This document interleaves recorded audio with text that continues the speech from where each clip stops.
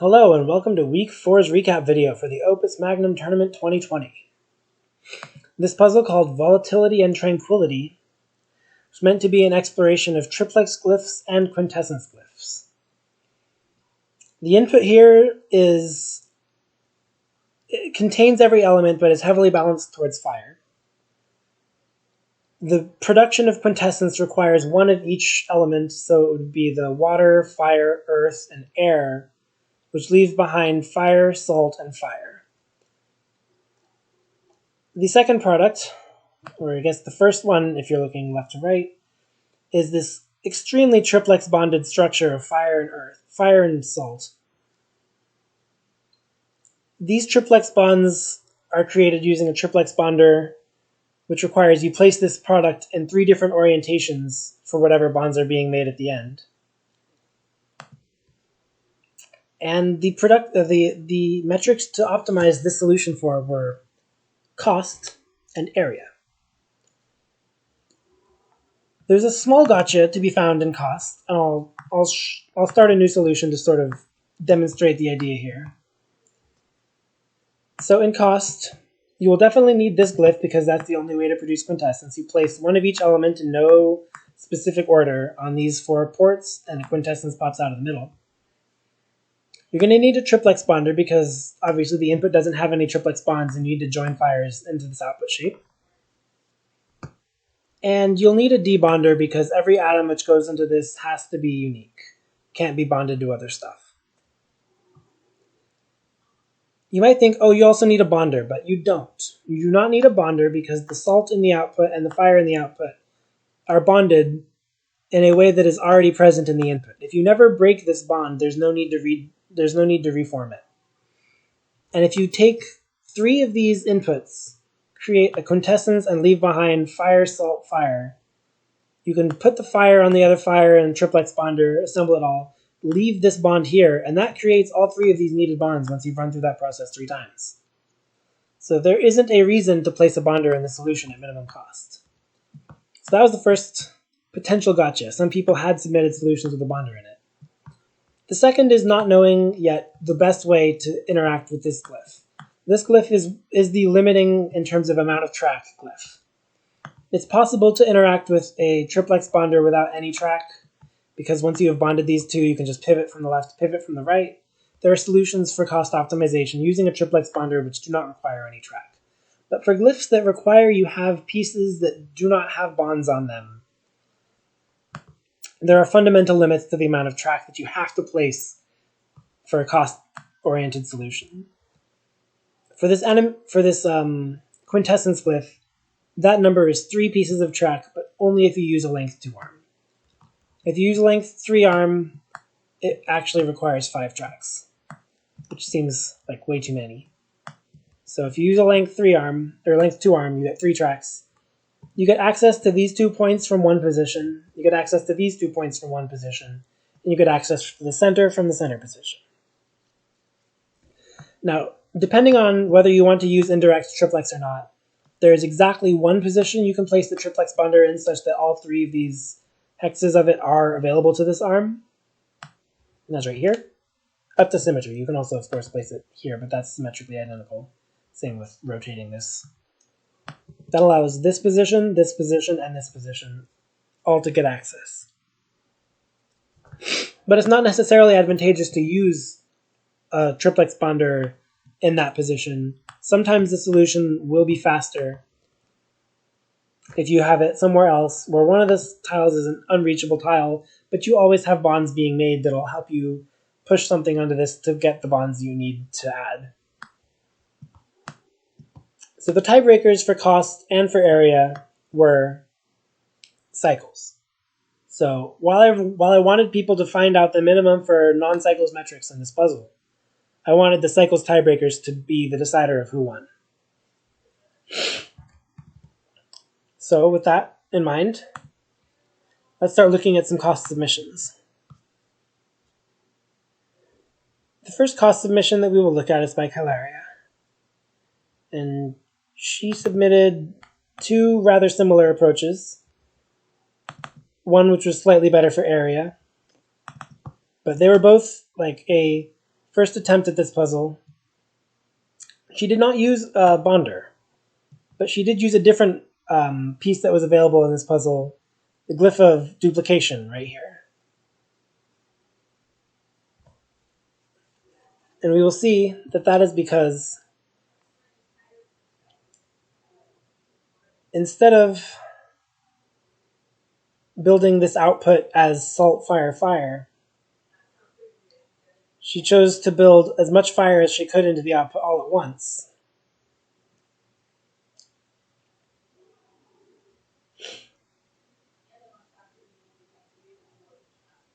And then use a calcifier to finish out that process. That leaves a single air left over, which means that this is not going to be periodic until it is run multiple times. It'll probably need to be run 4 times to get that extra air into 1 extra of each element and make a quintessence that can be successfully output. Yeah, so now there's an extra air and an extra water.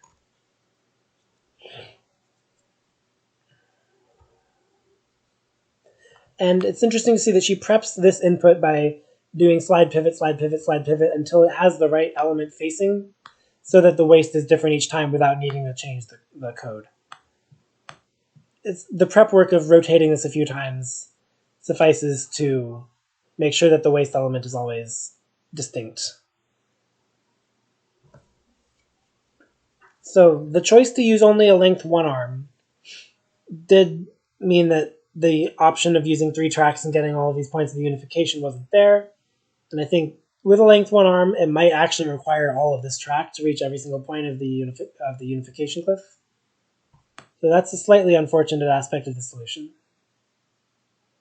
It doesn't make straight away the best choices for cost. But it's unique in the sense that it is 5 inputs to 4 outputs, I believe. Is that the true ratio here? So 1 input becomes quintessence. Second input becomes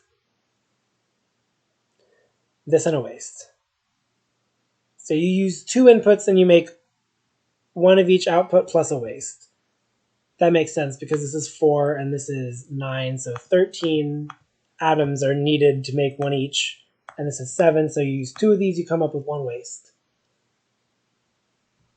So yeah, by using 8 inputs, you produce 4 of each of these, and then 4 waste atoms, which can be unified into a 5th quintessence.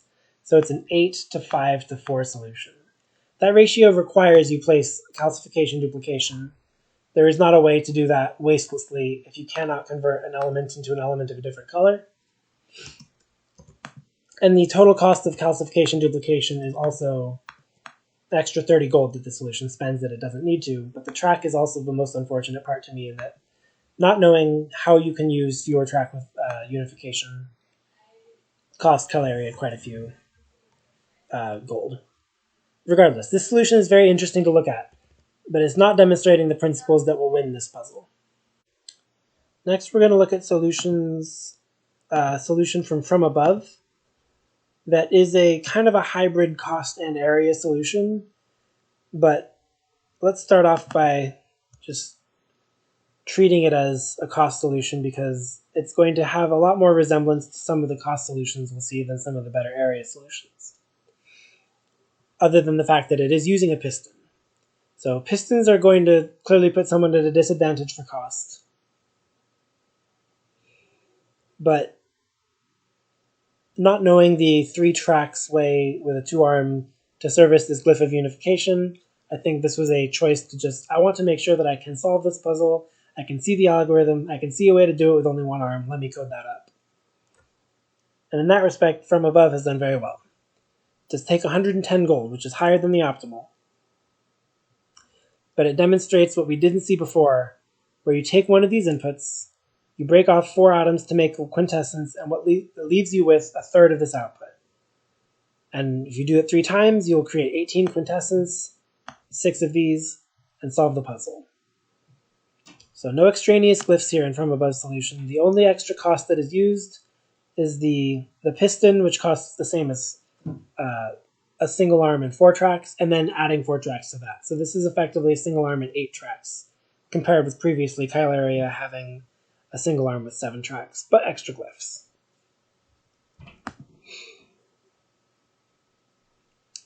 I'm curious because the only way that you can service this entire glyph with a piston with only 2 tracks, and the 2 tracks will also allow you to access these 2 pieces of the debonder.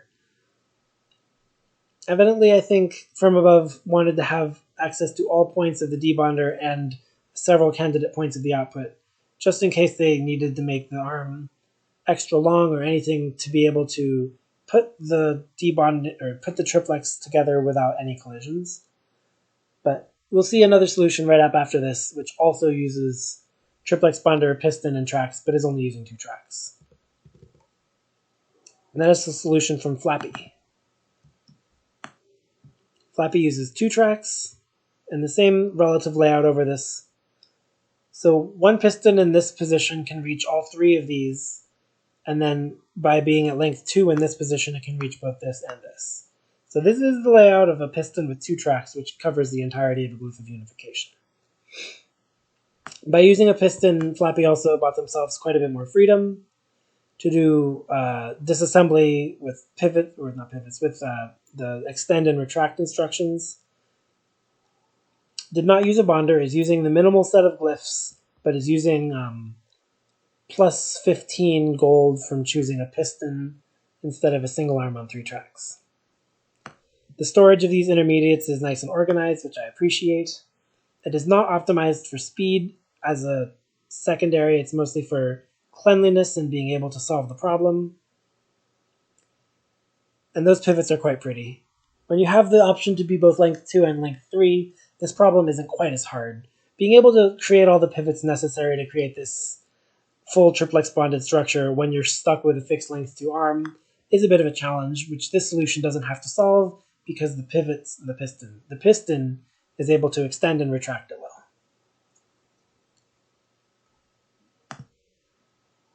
It's interesting, cost and area are very similar at a rather shallow level. If you go extremely deep in either direction, they diverge pretty well. But for someone who is trying to do a decent cost solve and a decent area solve, it kind of feels redundant because you're going to place as little as you can and solve it. So a lot of people who are at the tail end of this have submitted one solution which works reasonably well for both cost and area. No. Ochre's solution, however, it is a cost solution. It uses a length 1 arm, and then it has to use a second length 1 arm to be able to reach these points of the glyph. Pebbles, chill. Pebbles, you're weird. I probably am not even going to bother to edit that one out because it's in the middle of the running of a solution, but you are getting to hear a dog. It is my dog. It is Pebbles. So, yeah, Ochre is more properly breaking down this input into 1 quintessence every time, and then a third of this volatility output. And then assembles the volatility output on top of the triplex bonder and drops it into the output. So Arm 2 gets to work slightly on the disassembling aspect, while Arm 1 is more focused on the assembly aspect, and the pair of them get to share work on the unification glyph. This is, again, someone who didn't quite realize that there was a way with a single arm and 3 tracks to service this unification glyph, and was probably weighing length 1 arm options and realized, hey, if I use 2 arms, I come out a little bit ahead. But the process here of build a single quintessence and then build a third of this output each time and then join them all together is going to be what the winning approach is, just doing so with 1 arm on 3 tracks instead of 2 arms.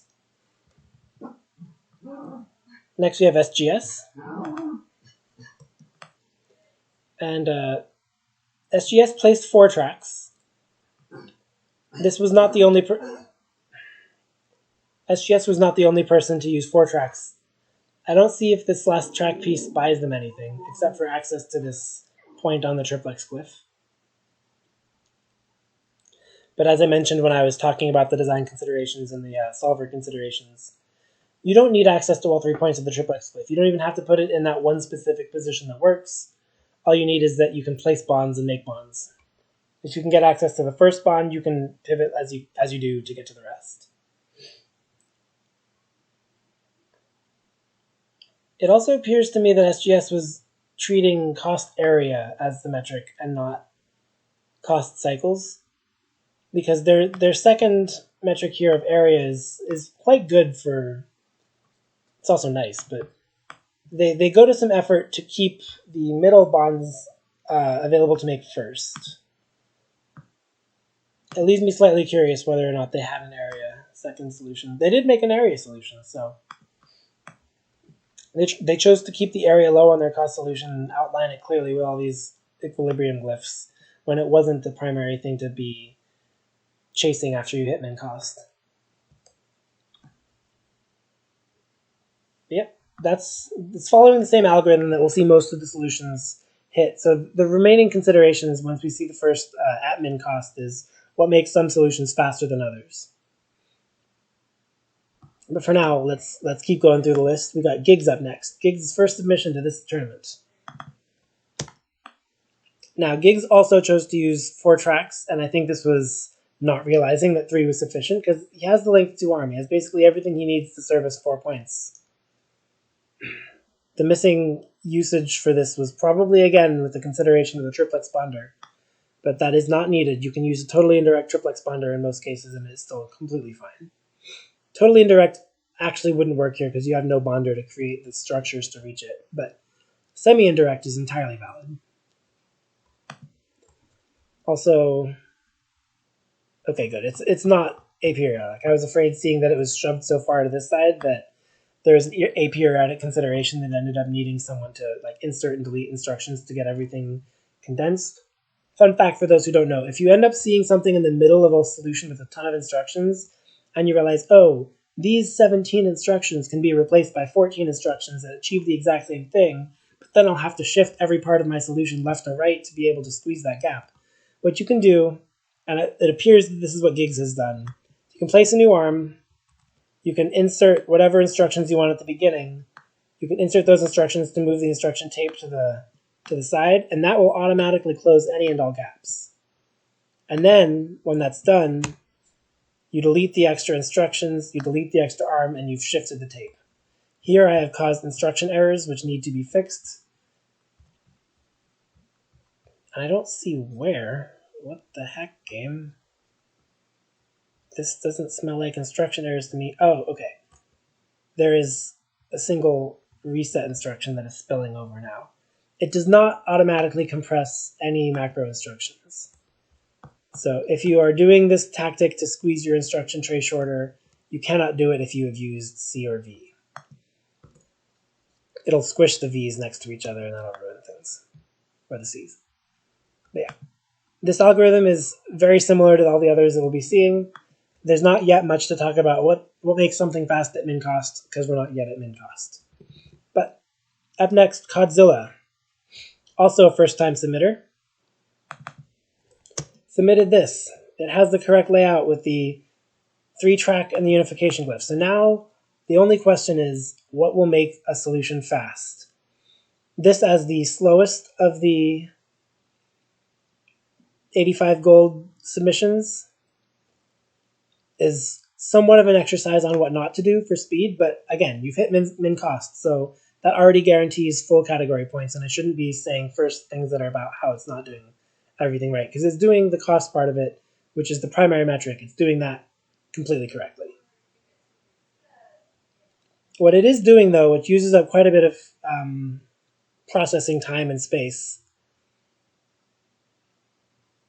is it's making sure that it can use the center here for rotating and removing these atoms, and then it's placing them all in very far apart from each other positions,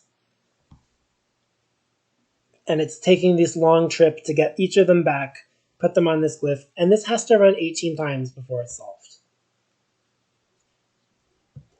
Because the unification aspect of this problem runs 18 times before 6 of these outputs are made, because it runs once per a third of this.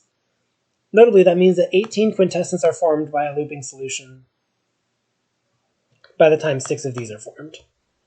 which is something that might be worth trying to avoid. You might maybe try to not build 18 quintessence and instead leave some waste on the board so that you can force these outputs out faster, because the game only cares that you've made 6 of each. If you make more than 6, it'll still accept them, it'll still get them off the board for you. But if you have waste that is not of the quintessence form, and you're still able to make these faster, that can improve the speed of the solution. But it's a secondary consideration. The largest reason that this is slow is because the quintessence forming process that runs 18 times involves placing atoms in 4 very far away positions, and then making all the movements required to get to them, bring them to this glyph, and drop them again.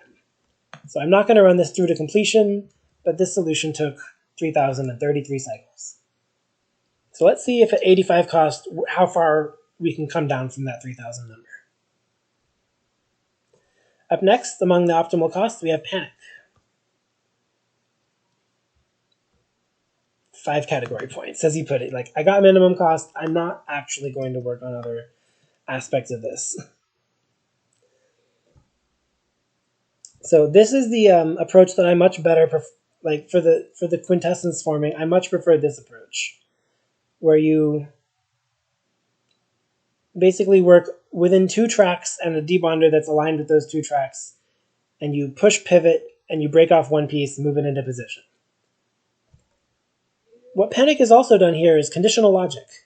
Conditional logic is not fast logic, but it is fast in programmer time. So what Panic's conditional logic here does, it attempts to place the product in 3 different positions, each of which will be appropriate during one portion of the execution. So the reason that it works to do the same thing in 3 different points is because this output glyph will steal only the correct, it'll accept as output only the thing which matches it perfectly, but it won't reject or say anything bad if you drop something on it which does not match. So you drop whatever you have on it, whether it's complete or not, and then you position it where it needs to be to bond if it's in the first case, and then you position that where it needs to be if it's going to bond in the second case. So no matter what way the output here is assembled, if it's after 1, 2, or 3 quintessence, the fire creation will still work. It'll just take quite a bit of extra time. And I think Panic did that so that his instruction loop could be smaller, saving himself a lot of programming time. His goal here, as the solution title puts it, is 5 category points. As long as he ties the winner on cost, there's a floor of 5 points for his solution. And in fact, the solution, as submitted, scored 6.905 points. So it made more than 5 points as intended. The rest was from the rank.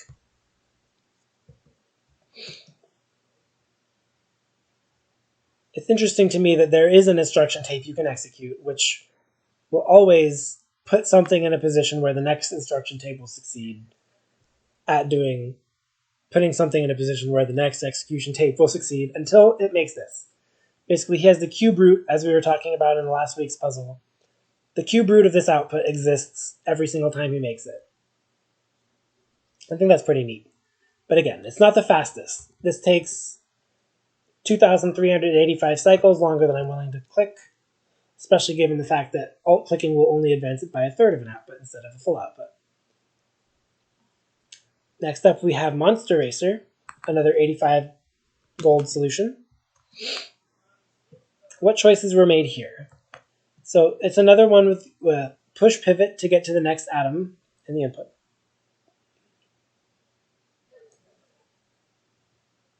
And so what remains is how well and efficiently it's able to assemble this fire output, given that it's just built a quintessence. I feel like there's also some loss in terms of the efficiency of the quintessence, given the fact that it has to rotate twice and sometimes further. But okay, also there's a fair bit of noodly handling from the fires that are being joined. Let's see how much noodling goes on here. Because we have to put every single bond here over that bonder in 3 different orientations. That's not that bad. There was a very noodly portion, but it did efficiently create bonds. And that's the goal.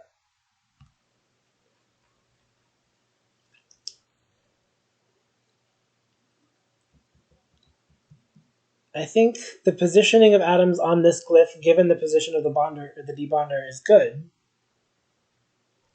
So I don't have the best answer from intuition for why this took over 2,000 cycles. But at 85 gold gets 5 category points. Let's go faster and faster. Chickens in the Attic, also slightly over 2,000 cycles.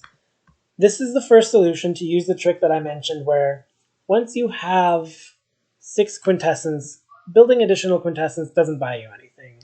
It just gets it out of the way so that you can keep making these fire outputs. I've alt-clicked once. It's going to create the entire 6 outputs of this during this instruction tape. And it'll create 17 quintessence. But when it gets to the last quintessence, it'll skip a few steps because that's not a quintessence which matters. This is just me kind of realizing that when Chickens in the Attic sent me an email saying, I found out a way that I can cut some cycles off of my solution, but it requires that I copy out 6 times the instruction tape. My immediate guess was that it was, oh, I'm going to skip the creation of the final quintessence. I'll hold some waste off in the distance instead. And that's not what it meant at all. So this solution does something which I did not expect to be a relevant tactic in this puzzle. And that is, so you can see that the input is moved downwards onto this bonder right away, or debonder. There's no bonder, that's important.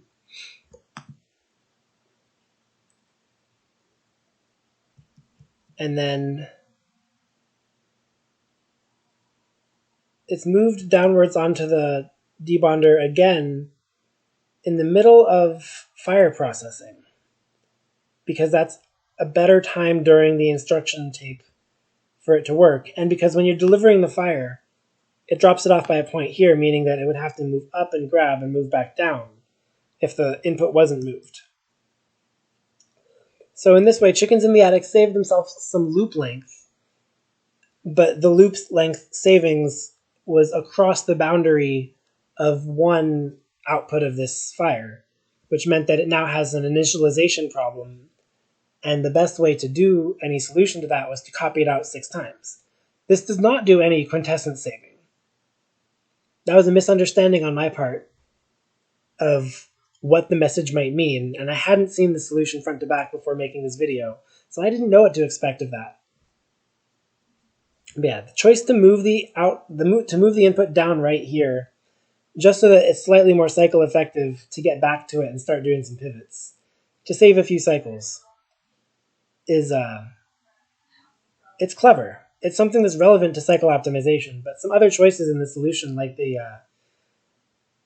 choice to put the debonder 2 swings away from the unification glyph, so that in most of the times you're using this, which is 54 different times you're moving an atom from this to a position on this glyph, you have to swing an extra time than I think you should need to. And that choice costs probably far more cycles than this 6T approach saved. But the choice to do this 6T approach and not have it be about waste instead of quintessence on the final output, to me, is extremely interesting. So yeah, just over 2,000 cycles. This is a solution by Chickens in the Attic. Up next is Brookie Oz. Got sub 2,000, 1977 cycles. But the choice to put the bonder right next to the unification glyph was a good choice. However, the fire waste is stored way off to the side here, which means that there's a fair bit of processing that needs to go on before anything is put back together here. It doesn't have that much inefficiency, though. Like, the point where I can tell that some of these solutions are mildly inefficient, but I'm surprised at how much the cycle count is impacted by that. It means that a lot of the competitors found a very good set of choices to make for having good cycles tiebreakers, but the winner has to be the best of the best. There's not a way for everyone to be winners in this contest. Love you all, but not everyone's a winner. Everyone's a participant, and they're doing well, and I appreciate that so much. But this puzzle had it didn't have the same extent of depth as some of the others. There wasn't this extremely visible difference between the best solutions and the not as good solutions. In this one, you could be what is visibly extremely good. You could have optimal cost, you could have some good choices, but unless you had entirely good choices and the best programming, you would not be in the first place because the people who made the better choices would still beat you. It just isn't as visible. So yeah, we're going to end up going through a bunch of these 85 gold solutions. This is Bricky Oz at 1977, then we'll look at Mr. Puzzle at 1938. The distinctions between these solutions aren't going to be massive. They'll all be doing roughly the same algorithm. Everyone here is choosing, even though I had a second idea in mind, there's no one who chose to do something crazy with this puzzle. Everyone is choosing to build a quintessence. No bonder, just use a third of this output. Repeat, quintessence. Amazingly, this is faster than the previous solution despite having the maximal distance debonder to quintessence, which is like the limiting piece for this puzzle.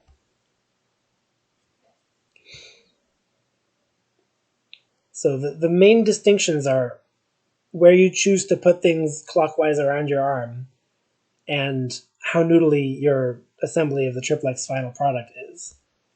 Now this one is not noodly at all, which is nice.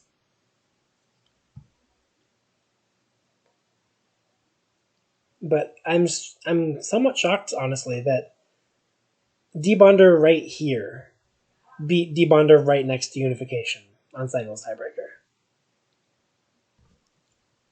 I will admit I don't have the perfect intuition, given that you have to access these 4 points, which require the arm be in 2 places here, different rotations each time. I don't have an immediate guess as to where the absolute best debonder position is, but I wouldn't have thought it's on the opposite side of the tracks from the unification. But in 1938 cycles, this one's proving me otherwise. Still isn't the best, though, of course. We got Hutobi. Hutobi's cheap enough and faster, cheap enough being minimum cost. Also has the debonder on the opposite side from the unification glyph, and chooses for the first piece to go as an input suppressor rather than directly under the unification. So that's a second grab on that earth to move it backwards versus where it started. But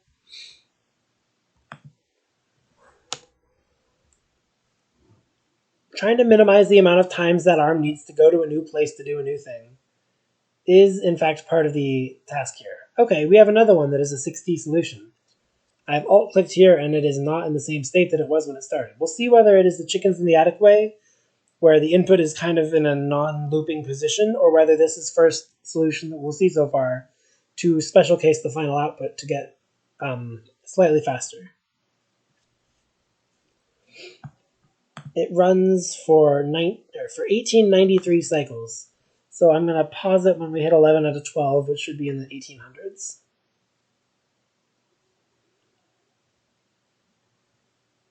Because I am curious to see who chose to special case the last quintessence to save a few cycles. Because that's one of the ways in which this puzzle is slightly deeper than just shallowness. Up here we have a quintessence being delivered. We're at 11 of 12. All we need now is fire, salt, fire, and then this puzzle is effectively solved. And that is what Hutobi is doing. Getting fire, salt, fire out, solving the puzzle. Who cares if the quintessence isn't ready? The quintessence wasn't the limiting piece. You already have dropped 6 of them and then 11 more. So yeah, choosing to leave some pieces scattered around the board to force this thing out faster was like the baby version of what I had in mind as a crazy second approach to this puzzle. I'm going to take a short detour to talk about that crazy second approach. So you have quintessence and you need to make it 6 times. But you only need to make it 6 times. You don't need to make it 18 times. So there's the idea of building a bunch of waste so that you can scrap more than just a single fire, salt, fire from this input. Or if you only are able to scrap fire, salt, fire, at least you don't have to then process all the other stuff before you can grab the next fire, salt, fire. And when the puzzle provides a bonder, waste chains are entirely reasonable. You just start bonding stuff together and you swing it around, and as long as it's isomorphic to itself with some extra stuff at the end, then there's no reason that it'll start to cause problems as long as you're handling it. If you don't have a bonder, and you only have a triplex bonder, creating a waste chain is substantially harder. You only get to bond fires to fires because you don't have anything that'll turn other atoms into fire. So you need to have fires in your waste chain, which is directly counter to the fact that you have fires in this thing that you're trying to build faster by creating waste. But there still seems to be a way, in my head, to grab fire and salt from one input and fire alone from the next input, and leave yourself with 14 minus 3, 11 atoms of waste per third of this. So 33 atoms of waste every time you make one of these. And to my idea when I created this puzzle, there was a chance that was faster, and I wanted to see people at least explore it. And then I explored it during the week and realized it's probably not faster. Even if you are not creating quintessence at all, if you spend the entire puzzle simply trying to create this product as fast as possible, using the arm on 3 tracks that leaves room for the unification glyph, if you do it as fast as possible, you still won't beat the scores that ended up winning this. So I think my idea fell a little bit flat of what if you made a triplex bonded waste chain? Instead, the way that people were able to solve or to save a couple of cycles getting this product built was to take only the last quintessence and sacrifice its creation for a few cycles, leaving only enough waste to not bond together into a chain and just instead leave it scattered around on the board wherever it lay. So I'm a little bit regretful that I made a puzzle where my idea never was something that was viable. It led to it being a slightly more shallow puzzle, as we've seen. And we've looked at all these 85 gold solutions. We've still got 10 more. But we'll get to see now what makes this puzzle actually fast, if it's not some crazy triplex bonded waste chain idea. What's better than what we've seen so far? Tweedledee at 1785. Tweedledee has Bonder right next to Unification, saves quite a bit of journey on the limiting path, and then has no problems with assembly. There's not any, I need to rotate this 15 times around itself because reasons. Like, I think there's a way to get yourself kind of stuck into a point where, I have to have the arm on the other side of these atoms in order to get these bonds made. So I have to pivot this 5 times, rotate myself, move back on the track, pivot it 5 more times.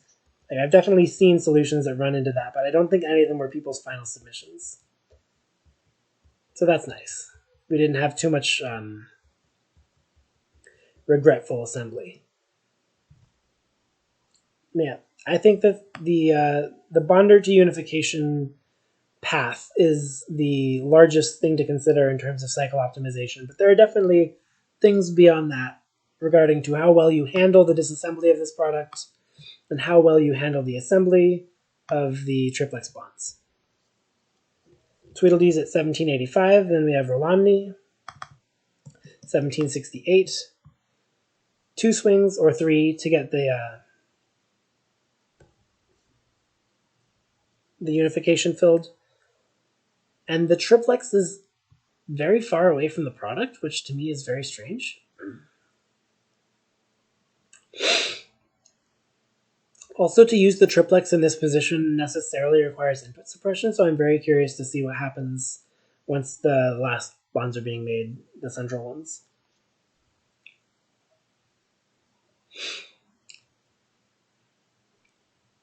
So yeah, at this point, how is the... Okay, still leaving there room for input suppression? Yeah. All right, so it's just entirely input suppression. I'm very impressed, honestly, that noodly as this is, it never leaves the input unblocked. It's actually rather aesthetically satisfying to know that if you're gripping it by this salt that is sitting in the very middle of the output, or the input, and you pivot it, you get this. So you just have to find a path to hold the new salt, move it to this position, and pivot it. Get to the new salt, move it to this position, and pivot it. And you will have put these 3 bonds all in each 3 orientations and solved the puzzle. So this isn't as egregious as I thought when I saw the triplex bonder so far away from the output. The output is in a very good position given that you're holding it by the salt that is on top of the input. the only better position would be where the debonder is sitting, and that's taken by something that's pretty critical. If you exchange the debonder and the output glyph, you wouldn't get input suppression anymore. So I think as far as the choices are made, this isn't a good local optimum. Good job, Rolomni.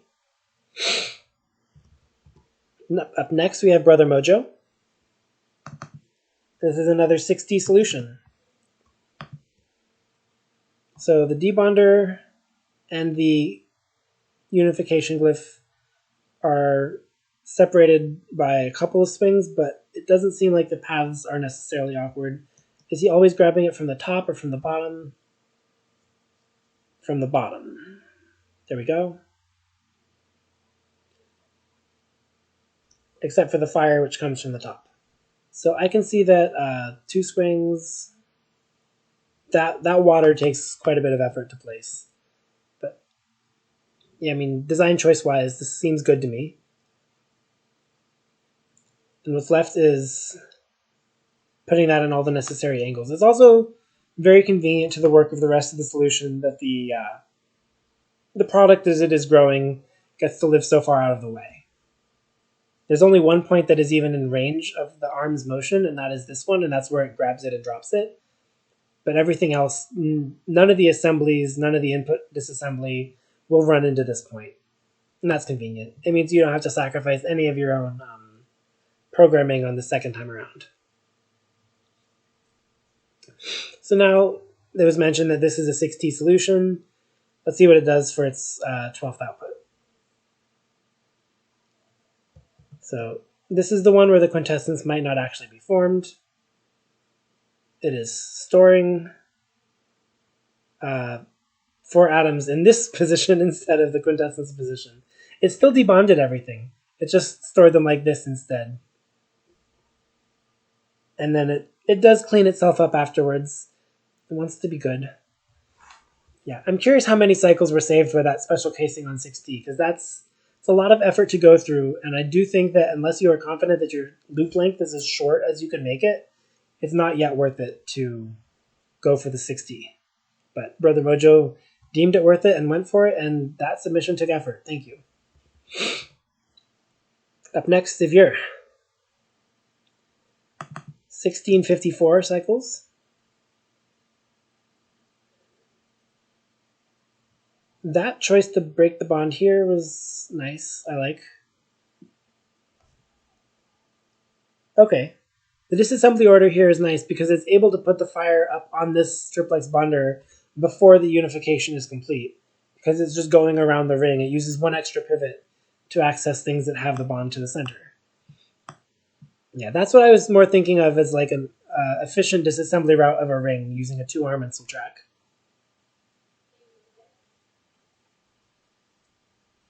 So, yep, this is very efficient. And there's not even a lot of extra noodling around. Once you have that last pair to bond to the center, it bonds, and then 3 actions give it the 3 triplex bonds that it needs. We'll watch for that one more time.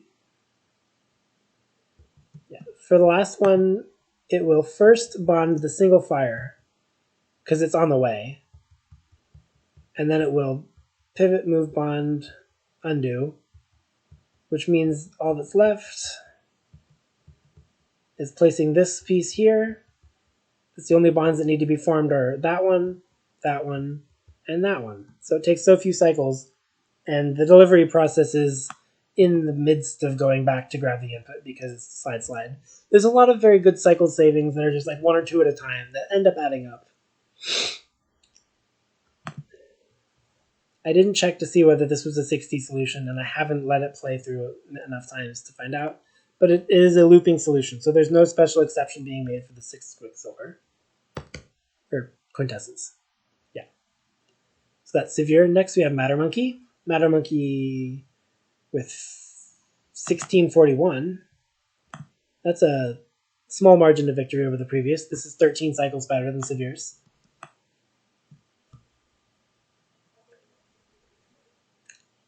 It's doing so. What I noticed with Brother Mojo's disassembly was it would always grab the next atom that it intended to move to a specific location regardless of whether that next atom was in a convenient location. So having grabbed fire here, you could choose to move the water off, but no, Mattermonkey grabs the air and will continue to hold this until that air is by itself in the position it intends to be. Next, it grabs the earth. It'll continue to hold that earth until it is by itself where it intends to be, and then last for water. To a point, that is extremely useful in cost cycles optimization, because cost cycles wants you to do a lot with a single arm, and if that arm has to drop and grab an atom over and over again, it's not going to benefit that much. And the fact that the things that you need specific instructions for are separated on this input by 2 pivots and a lot of work makes this approach not necessarily bad.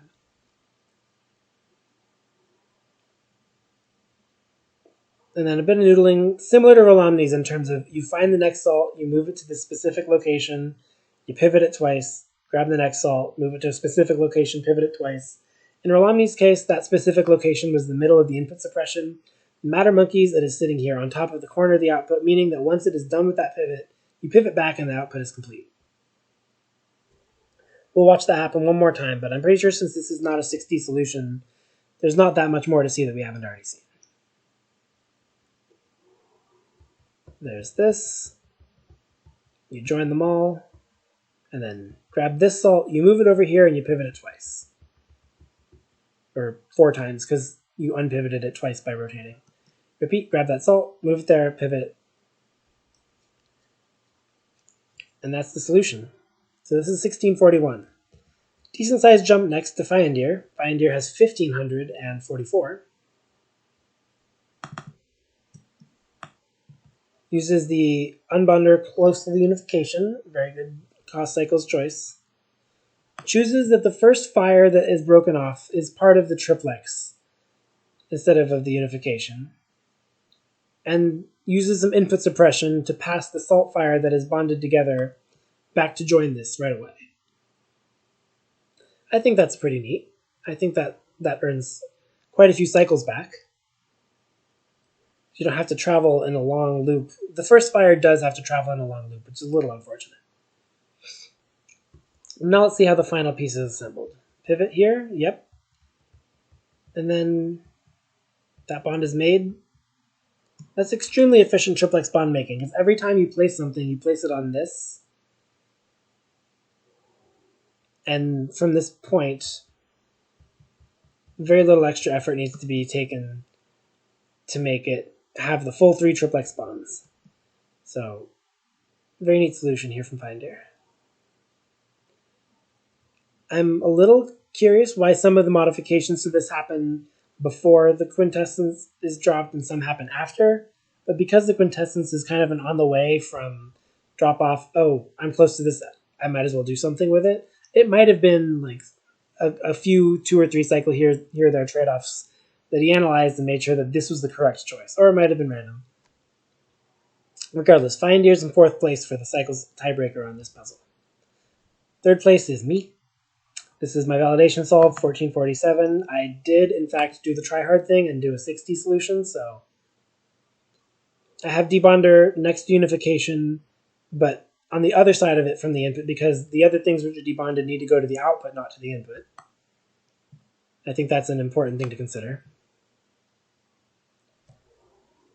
And then on the last input, I wanted to try to do some crazy triplex bonded waste chain to save more than 1 quintessence, but there's too much waste and you don't get enough fire out of the input, so with my exact input, I felt like I would be sacrificing loop length to make a better input for that specific case, and I wanted to just finish out this puzzle as I'd solved it. Yeah, let's look at what the 6D option is on this solution to compare it to the 6D options on the next 2. Because everyone, me, 2nd place at Pentapig, and 1st place at Jinyu, all did some 6D. I leave behind this bonded 3 pieces and water. Pentapig had, so I had 1447. Pentapig had 1349, so another almost 100 cycles faster.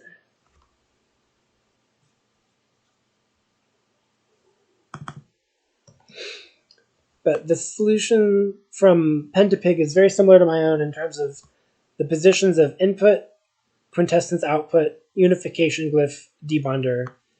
It's basically the same solution on that half of it if you rotate it by 60 degrees. The difference being that the triplex bonder and the output are in a slightly different order for Pentapig. And the choice in how to assemble these is doing the much better principle of grab the thing you want to let go of next. So grabs the earth, grabs the water, grabs fire, grabs air. That ordering here has saved Pentapig a lot of cycles over mine. I didn't take that into account, and I did this standard basic ring unbuilder algorithm where you push, pivot, repeat. So by only grabbing what he wants to use, Pentapig saves a handful of cycles here. And then notice that there are so many unfinished bonds in this because all he needed was for the structure to be there. Again, with the grab only what you want to use, he gets to be pretty noodly, but the cycles that have been saved prior to that are substantial. One more run of that same noodling with this salt being held, and it's complete. And because the output is close to the input, the process to reset at the end is short. Now, I know that Pentapig had a 1300 and it was on the order of 1370 if he did not use the 60. He gets quite a lot of mileage in addition to having a very good loop length. He gets quite a bit of mileage out of the 60 option, which does not build the entire final quintessence. Let's look briefly at what happens on this one. So he's adding fires and salts directly to this output. This is all left over behind, and he's in the same position he was last time when he starts to do this long path with one salt and then hold the next salt that drops it onto the output. So he saves all the time that was spent building this quintessence on the last quintessence only. The reason you won't do that on every single one, of course, is that the loop length is longer. You want to optimize everything except the last one for loop length, and you want to optimize the last one for how early in the loop can you drop the output that matters.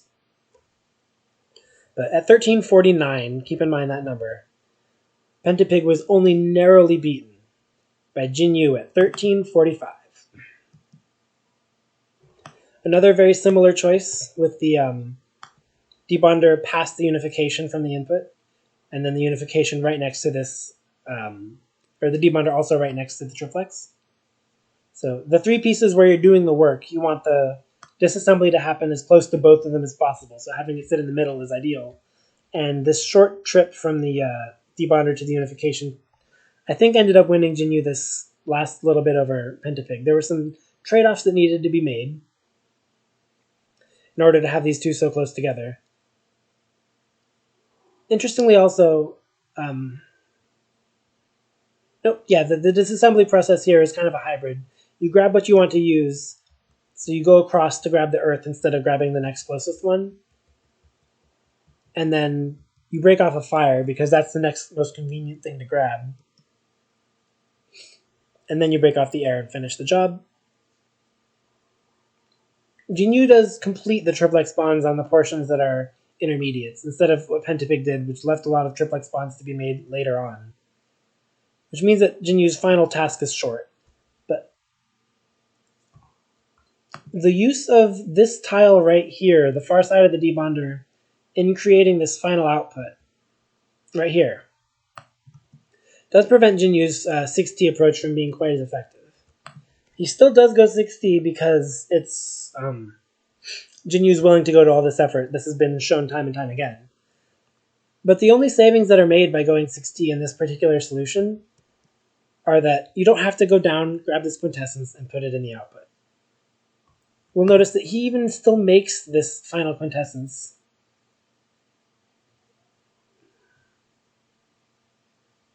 from this input. This is the final one that will solve this. He even drops that here and makes the quintessence. He just skips the part where arm 1 goes here, grabs it, drops it, and then returns up to grab this. He just finishes the job and then delivers the quintessence after this other one is completed.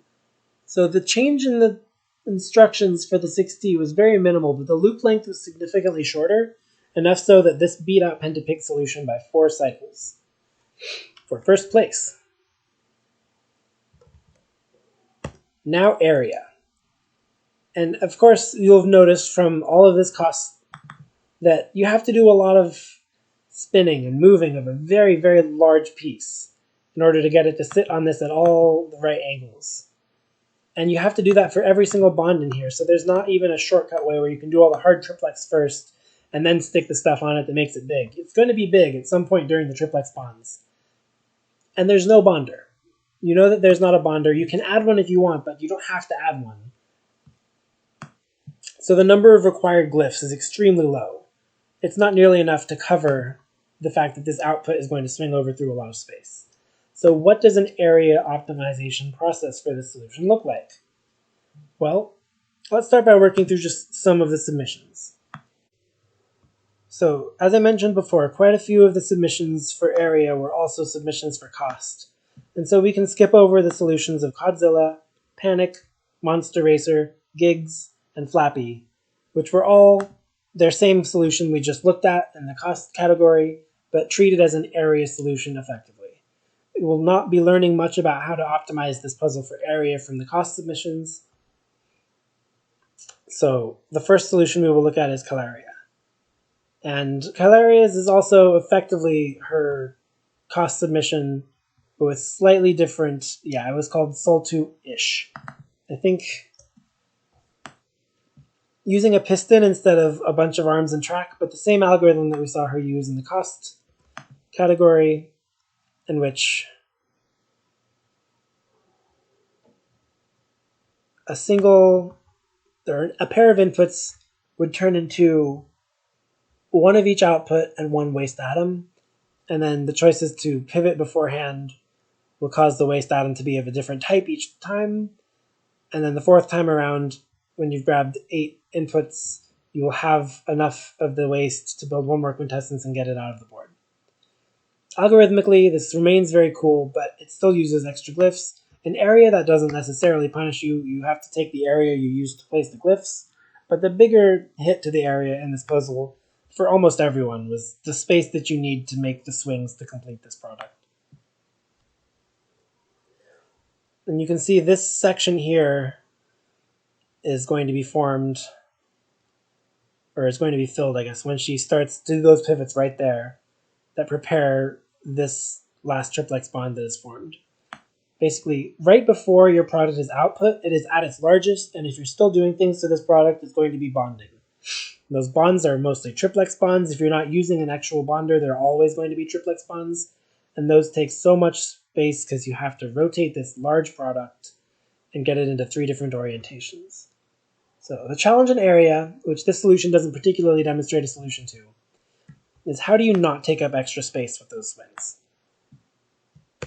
Let's move onwards to see what that is. We'll skip over again solutions by From Above, which was the cost solution again, onto Ochre. Ochre did have a distinct area solution, different from their cost solution.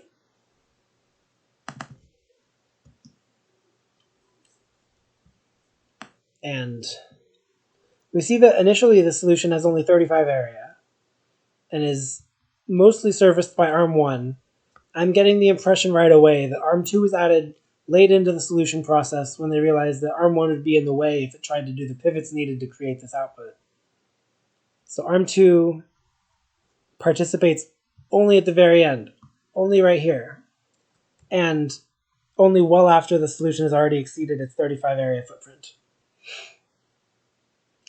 I think up to roughly this point in the solution, everything was done linearly from the beginning.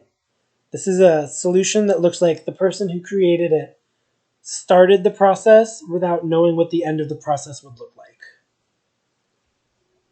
And that's a disadvantage in Opus Magnum, because as soon as you realize, oh, the end of the process is more complicated than I had given it credit for, or it's complicated and I knew that, but I wasn't creating anything to be prepared for it, you end up making large concessions, effectively.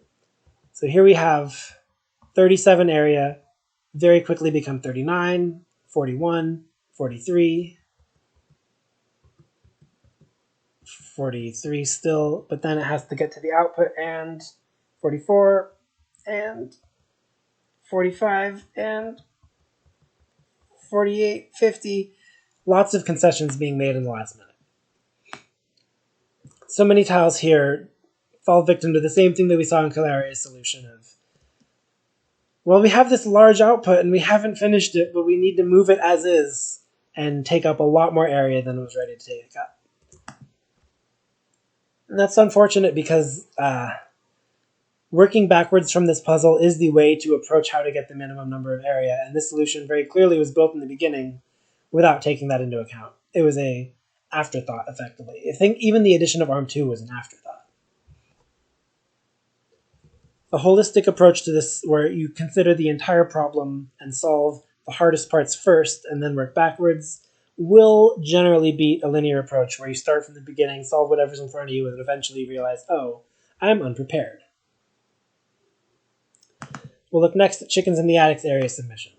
Now, the equilibrium glyphs already give me the impression that this is a holistic approach, that they know what they're getting into, and hopefully we'll see that that's not, like, they added these to make it look like it, and that it's actually going to use some of this space. Because if you have all this space, a lot of times people are going to work within this tiny little chamber close to the bottom of their submission or close to the glyphs of their submission and never use these tiles except for at the very end when they realize they have to. And clearly, if you're actually designing it knowing that you're going to be using those tiles, you can make better use of them than just swinging. But anyway, it looks like the highest any atom goes before the final swings is this horizontal right here, which means 9 tiles right here are only there because of swings. So it still is probably the case that Chickens in the Attic created the solution front to back, didn't plan around the swings first, and then when it came time to make the swings, just sort of took the hit. It's that 48 area. Mr. Puzzle made a solution with area score of 43. It's only a single arm, which is interesting. So again, in area, if your goal is to have a cycles tiebreaker, which this puzzle did, the best thing that you can do with a tile which doesn't have any glyphs on it and doesn't need to have any glyphs on it is see if you can put an arm on that tile. That arm can work as a second processor and speed up the solution significantly. If you can't put an arm on that tile due to collisions, the next thing to try is to put a track. If you can put a track on that tile and an arm somewhere connected to that track, even if it's not on that tile, you can eventually make that arm be useful on that tile as well. So the fact that this solution uses only a single arm has me slightly wondering how it didn't have better uses for most of its tiles. But I guess this one takes the swings using the single arm at length 3 and pivots around a specific point, which would hit most of the other tiles here. So it might be that there was no reasonable place to give a second arm to this solution. Regardless, at 43 area, it's doing a much better job staying contained and not spilling out onto tens of extra hexes with the swings.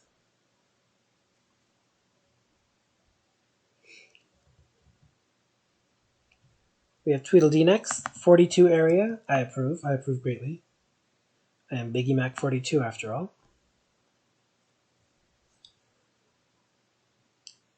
And this is another single arm solution, but it uses 3 different triplex bonders, each with a different top horizontal. So the horizontal of this is yellow, the horizontal of this is red, and the horizontal of this is blue, meaning you don't need to make any swings at all. You can solve the entire triplex bonding problem by just sliding it around until it's covered everything it needs to without swinging. And the swings are what costs a lot of area here, so I think this approach is a very attractive option for someone who's trying to keep their area low and wants to fill the space with something more than just equilibrium hexes that you took up by swinging your stuff. So let's see what the assembly process looks like.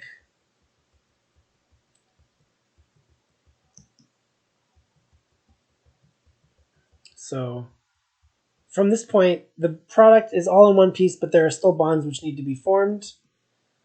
But the glyphs that are placed allow it to be done using slides only. And that's much better for the area as a whole. It uses up 1, 2, 3 tiles that it doesn't put glyphs on. And then it uses up 5 tiles for an arm with track. And then it adds 6 because of the 2 extra triplexes. But those 2 extra triplexes save a lot of swinging. I had considered at one point using a solution with multiple triplexes as well. And it did seem to be attractive enough for Tweedledee to choose it. So good decisions, Tweedledee. 42 area. Mattermonkey is up next.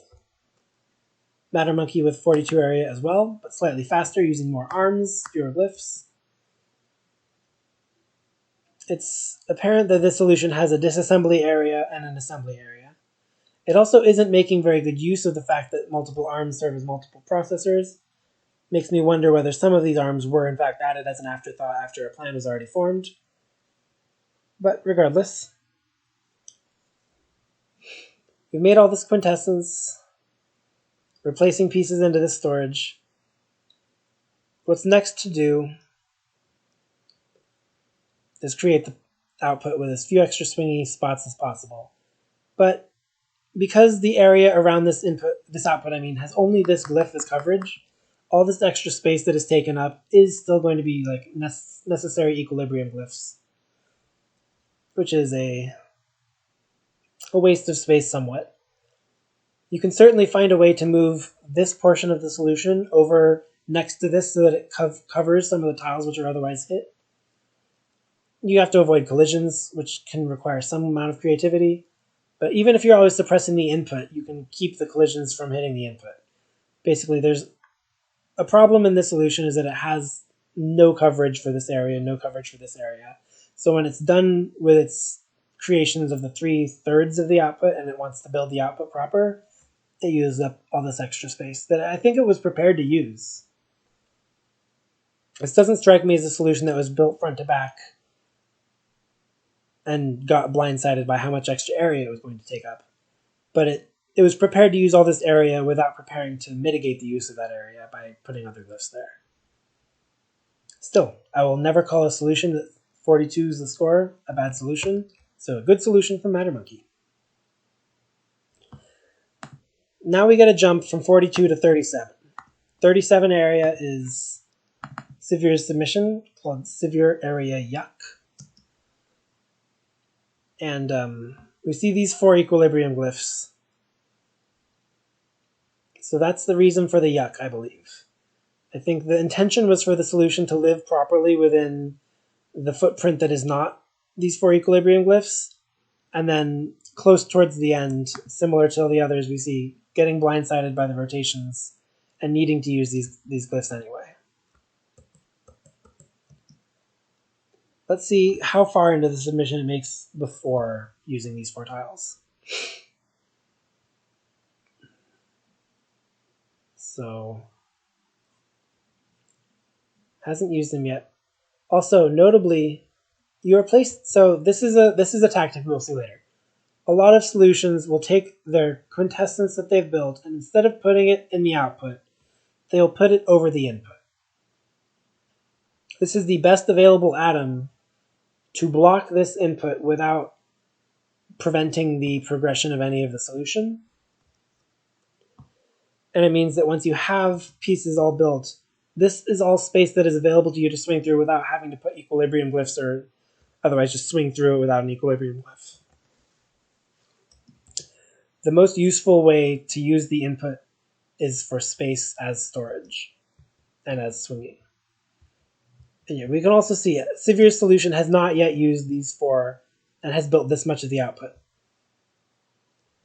Everything to this point has been done within 33 area. And then this tile is first used here. A swing from here to here goes through these 2 tiles, I believe. And then the swing there goes through this tile. So concessions were made that cost 4 tiles that I don't think Severe intended to use, and that's hence the yuck. But at 37 area, this is now using input suppression properly and giving good glyph coverage of the swing space. This seems to have not thought out the swings entirely, but at least had the intuition to use glyph coverage to prevent the swings from using extra area that wasn't already part of the solution. After Severe, we see SGS. SGS managed to reach 36 area. Also has some equilibrium glyphs, but is using a lot of the space for arms and track to help make the cycles tiebreaker reasonably better, and is continuing to use input suppression using the quintessence, similar to Severe's. So that trick dropped the quintessence not into the output, but into the input to buy yourself some more room to do swings without adding to your solutions area, was a key insight to make in this puzzle. And this looks like the swings were considered beforehand, so that's another trick to this puzzle. Have the foresight to plan out your swings first, place your glyphs second.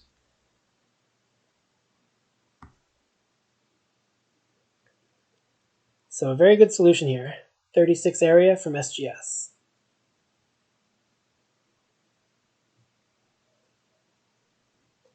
Choosing to drop the quintessence in the 2/3 case as well.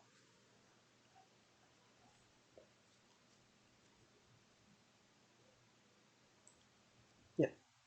And there's some amount of get this out of the way of that going on here. But with 2 arms to do it, that doesn't cost too many cycles. And at 36 area, there wasn't actually anyone else at 36 area. So this one is not punished for any amount of cycles because this tiebreaker didn't need to be breaking any ties. Next, we have the 35 area submissions. We have Hutobi. Hutobi has a piston that does not have any track underneath it, and then a piston with 4 track, and then 3 equilibriums, totaling 35 area for the solution. And arm 2 here is apparently the one in charge of making sure the input remains suppressed.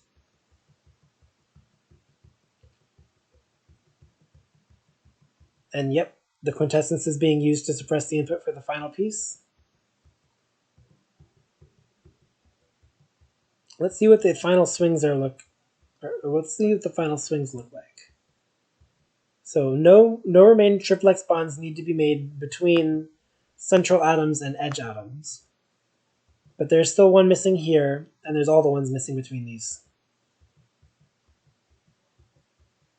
There. So now the product is in its correct shape. What are the swings made to prevent... let's see. Okay, so the reason for this point in the track is that the pivot from here manages to stay within the footprint.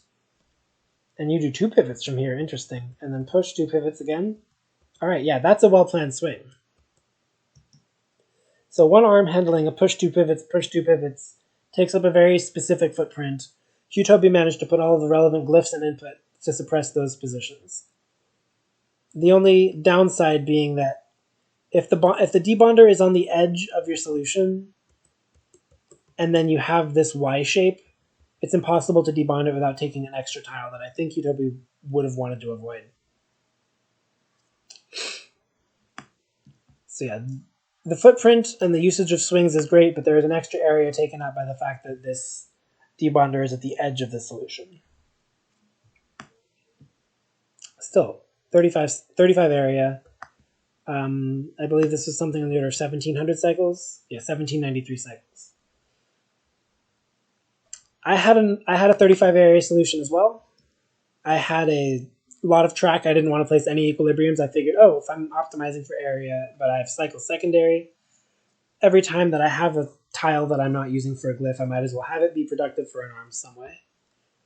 And yeah, the quintessence sitting as a input suppression, common to a lot of the solutions that we've seen before. The pre-planned swings is I definitely pre-planned my swings. I went into a new custom puzzle that had this output, and I just played around with what I could do to pivot it and how much area it took up and what I could do to pivot it specifically over a triplex bonder that was close to the output shape and where else I could put the pieces. So with these pivots, it only takes up this extra hex and the ones that this arm is deciding to use as track. But it's 35 area. Apparently, there's better. And there's quite a bit better, actually. So let's move on. Brookie Oz found a 34 area layout. The triplex is not nestled into this nook. It's actually one beneath it, which I thought was kind of interesting. And the water here is being used for input suppression in general, up until the point where it's not necessary anymore. Although this is actually looking more like opportunistic input suppression, just like use whatever's available, it's fine. I'll swap you out for quintessence later.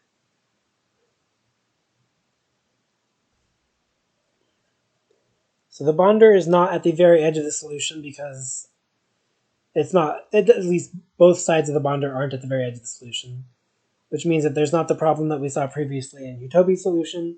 And then we see the swings here. The swings here are happening with input suppression and plenty of glyph coverage. The only tile that is not actually otherwise occupied is this one right here, but it's already a plan of the solution to use this tile. So there's not a tile that becomes relevant only during the swings. Every tile that is used by the solution is used well. So that was Brookie Oz's solution at 1661 cycles in 34 area. Up next, we have Jin Yu at 1244 in 34 area. Jin Yu has 3 pistons all working, which is cycle optimal efficient, so cycle optimization efficient. And we'll notice Jin Yu has a bonder. This is the first solution to use a bonder. There's no reason not to use a bonder in area other than the fact that by placing a bonder in the world, you are adding 2 tiles, but that might be 2 tiles that you were already planning to use with swings. So it increases your ability to use glyph coverage, and the swings now don't have to include the salt, which means that you can take up less space with them, so long as you're prepared to do the swings after bonding the salt in an area-efficient way, which Jin Yu was. So the reason that this isn't 33 area is largely the fact that arm 3 exists here to cover this point on the unification glyph, which wasn't covered otherwise. And it could also have been covered if arm 2 had a track. But arm 3 serves more cycle optimization purposes in this position, where it can then also take this ring of 7 and start doing pivots to help speed up the process of debonding the input. So using every tile here to a reasonable purpose. There's nothing that is swung through. There's 2 arms, each on 2 tracks, and 1 arm on no track, and then a bonder. So as compares to what is optimal, we'll see that there's a small improvement still to be had here. But the bonder is an interesting choice. It saves you some area on the swings and leaves the layout more constrained by how much space you need to service all the glyphs than the space that you need to make the product complete. So Jin Yu's solution, 34 area, is 1244 cycles. We have one more 34 area from Fyendir. Fyendir not using a bonder, using only arms and track and the regular old trio of unification, debonding, and triplex, managed to squeeze a lot of cycles of performance out of this. Also has 2 quintessence in play at the same time, which is extremely interesting. The input suppression is handled by the output as it's being created anyway. The quintessence moves out of the way almost immediately when the input is being suppressed. So we have this efficient debonding handoff between these two. Every point on these glyphs can be reached by 1 or both pistons, and this Critelli hex actually serves as a pseudo-equilibrium. This was something that I didn't notice until just now. So there's still 1 extra, in quotes, area used by the solution, but that's kind of a necessity given that you're doing bonding and swings here. To get from this point into the output requires pulling it through that point no matter what. And so we see this 34 is very, very cycle efficient due to the proximity of all the pieces, and quite space efficient due to having thought the swings out beforehand. Let's look now at the 33s. There were 4 33 area solutions submitted for this puzzle. The first 33 is by Shadow Cluster. Shadow Cluster chose to use a bonder. Similar to Jinyu, but with one fewer extra arm used for tracks, arm or track used. There are 2 arms each on 2 tracks, so there's 4 tiles of processor, effectively. And the rest of the tiles are used for all the relevant pieces, plus the bonder.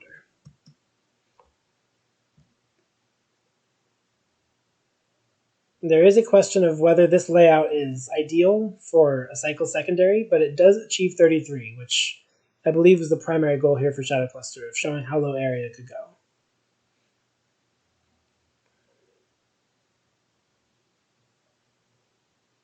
And the input suppression is once again handled by the fire instead of by the quintessence.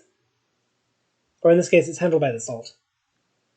Yeah, so long as the input remains sufficiently suppressed, you have all this extra nice space to do the triplex bonding, and the fact that the salts aren't a part of this during this process because of the use of bonder, preventing it from being necessary, allows this solution to have a lot less space taken up. Still missing fire triplex bond right here. That's done incidentally during the rotations to get the salts in play. Yep, it works. That is indeed a 33 area solution. No omissions here. Everything that needs to be done is done, and it's done in the space that it provides itself. So a very good submission from Shadow Cluster. This does take 1997 cycles. So at just under 2,000 cycles, it is the slowest of the 433s. We move next to Rolomni, whose area solution at 33 area was also 1,892 cycles. That was the number right? 1892, yeah. There's, instead of a bonder, there's 2 equilibrium hexes. One of them is the origin for aesthetic purposes. But the choice to have arm and 2-track, arm and 2-track. Interestingly, this second piece of track to the side of arm 2 looks because this hex and this hex aren't being used. This looks like a get out of the way hex. Like a point where the swing is happening and arm 2 cannot survive being in this location. It will cause a collision. So it needs to be able to retreat onto this hex, even though it's not going to be doing any work from this hex that it couldn't be doing from this one. That's remarkable then, that a 33 is so close to being a 32. Let's watch it in action. Here's the quintessence. It's being used to suppress the input as the no bonder solutions have all been doing.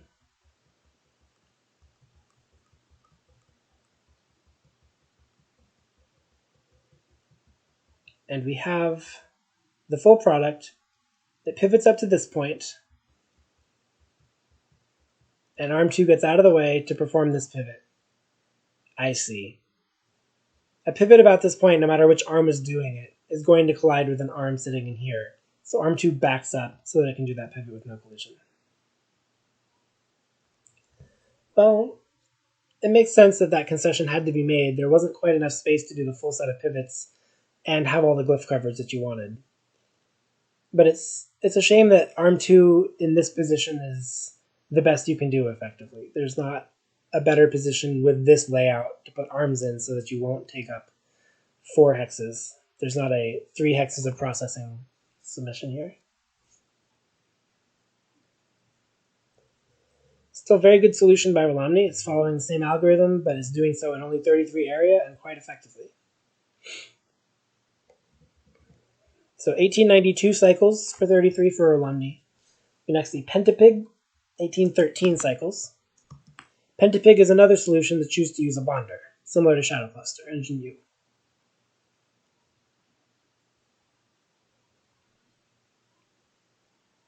Interestingly, last year's tournament, the one that I won, the next 3 people in rank overall at the very end were Pentapig, Shadow Cluster, and Jinyu. And those are the exact set of people who chose to use a bonder in this problem for area. Coincidence? Yeah, probably. There's a lot of intermediates that don't look like the output. This is a fire, salt, all bonded with regular bonds. There was some bonded triplex fire with water still attached to them. Pentapig is very good at considering a holistic approach of like, at some point, this will be necessary, but it's not necessary yet, so I'm fine to have it be approximate. Like, I'll take a bond that is being made while the unbonds haven't been finished. Like, so. Like, this bond is being made. The salt doesn't want a triplex to be created in this angle, and the water is still attached. But if it works because you just need to have something that gets this into a reasonable close to the output position and a reasonable close to the output status. These triangles seem to also be easier to move around, grab, pivot, move them out of the way than the C shapes, the curved shapes. So yeah, using the bonder prevents you from needing as much space for swings, but it adds the space you need to use the bonder. And Pentapig also chose to use 4 tiles for processing, 2 arms, 2 tracks.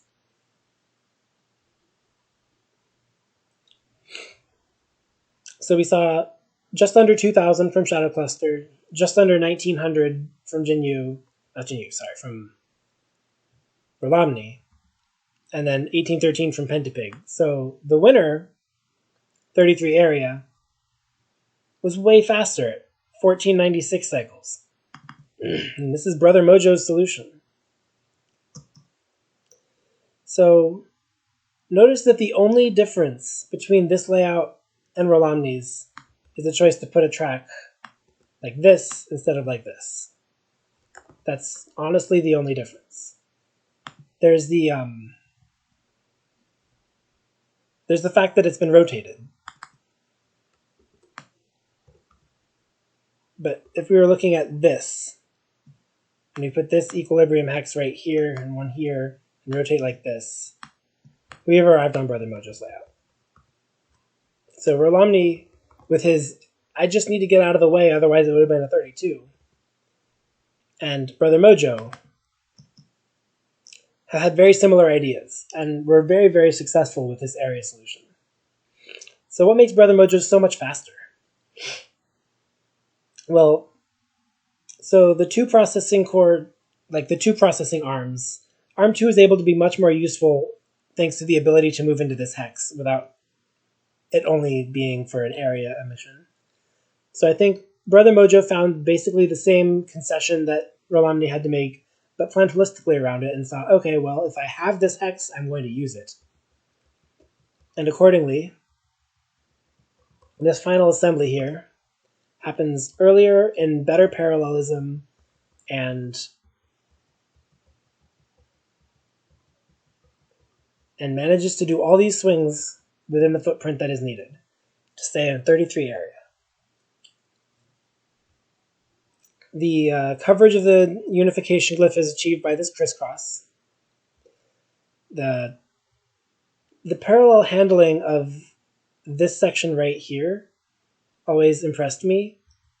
Arm 2 is able to do some getting this out of the way, some helping out with the next unification, all in reasonable parallel. And the quintessence that is used for suppression is the one that was formed second, not the one that was formed third, just because Arm 2 is more able to put it in position during this other process than it would be for the third.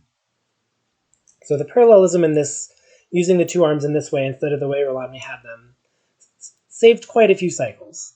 And as you can see, the Pentapig and Shadow Cluster both had a lot of extra complexity in their solution due to breaking and forming the bonds, because they chose to use a bonder and were able to save some area and lose some area in that way. So I think the approach that Rolomny and Brother Mojo both took was the best way to solve 33 area at fast cycles, but Rolomny was unable to take advantage of quite as much parallelism as Brother Mojo was due to the second arm being in a 1 effective position with a 1 get out of the way hex.